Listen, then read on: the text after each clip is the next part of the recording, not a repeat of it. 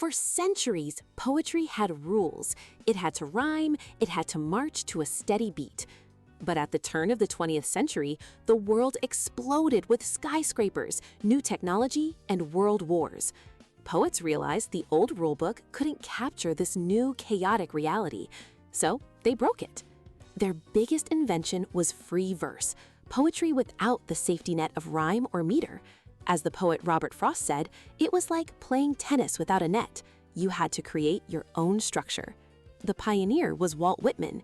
In 1855, his book Leaves of Grass shocked the world.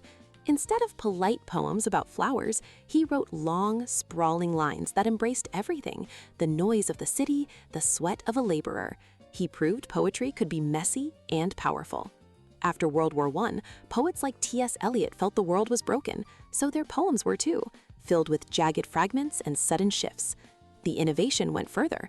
Poets started finding poetry instead of just writing it. They took black markers to old book pages, covering up most of the text to reveal a hidden poem in the words left behind. This is blackout poetry.